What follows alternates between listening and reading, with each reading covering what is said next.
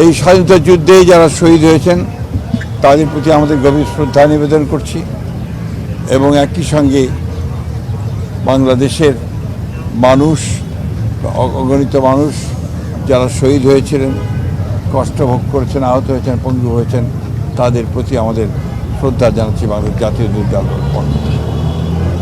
আজকে সেই সূত্রে স্মরণ করতে চাই বাংলাদেশের প্রথম নারী মুক্তিযোদ্ধা দেশনেত্রী বেগম খালেদা জিয়াকে, যিনি সেই যুদ্ধ থেকে শুরু করে তার জীবনের শেষ দিন পর্যন্ত এই দেশের মানুষের জন্য, স্বাধীনতার জন্য, গণতন্ত্রের জন্য সংগ্রাম করেছেন, লড়াই করেছেন। আমরা বাংলাদেশ জাতীয় দলের পক্ষ থেকে তার প্রতি গভীর শ্রদ্ধা নিবেদন করেছি।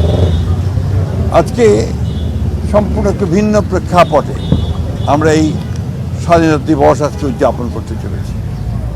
দীর্ঘ 15-16 বছর ফ্যাসিস্টের যাতাকালে বাংলাদেশে যখন গণতন্ত্র ধ্বংস হয়ে গিয়েছিল, স্বাধীনতা বিপন্ন হয়ে পড়েছিল, তখন বাংলাদেশ জাতীয়তাবাদী দল জনগণকে সঙ্গে নিয়ে লড়াই করেছে, সংগ্রাম করেছে। প্রায় 60 লক্ষ মানুষের বিরুদ্ধে মিথ্যা মামলা হয়েছে, 20,000 মতো নেতাকর্মী তারা শহীদ হয়েছেন, প্রায় 1700 নেতাকর্মী গুম হয়ে গেছেন। সমস্ত নির্যাতন নিপীড়নকে উপেক্ষা করে বাংলাদেশের মানুষ লড়াই চালিয়ে গেছে এবং সবশেষে জুলাই অভ্যুত্থানের মধ্য দিয়ে, ছাত্র জনতার অভ্যুত্থানের মধ্যে দিয়ে বাংলাদেশ আবার নতুন করে একটা গণতান্ত্রিক ব্যবস্থায় ফিরে পাওয়ার সুযোগ সৃষ্টি করেছে।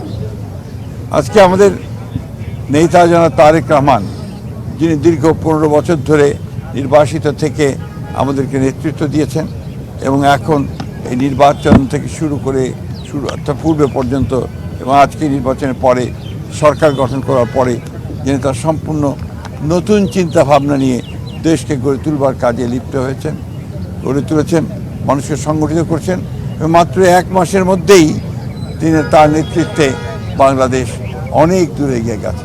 আমরা সবাই জানি যে ফ্যামিলি কার্ড, কৃষক কার্ড হবে, খাল খনন কর্মসূচি, কৃষকদের সুদ মকুব, সব মিলিয়ে এবং ইমাম, মুয়াজ্জিম এবং পুরোহিত, তাদেরকে চার্চের পাদ্রী, তাদেরকে যে আপনার ভাতা দেওয়া হচ্ছে, সেটাও একটা নতুন কার্যক্রম এখানে শুরু হয়েছে। আমরা জনাব তারেক রহমানের প্রতি অত্যন্ত সারা দেশের মানুষ তারা আশাবাদী, আস্থাশীল এবং এই নেতার নেতৃত্বে বাংলাদেশ অবশ্যই একটা গণতান্ত্রিক, সুখী, সমৃদ্ধ বাংলাদেশে পরিণত হবে, এই বিশ্বাস আমাদের সকলের আছে।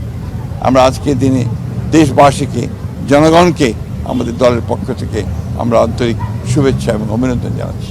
খবরের কাগজ, নিখাদ, নির্ভীক, নিরপেক্ষ।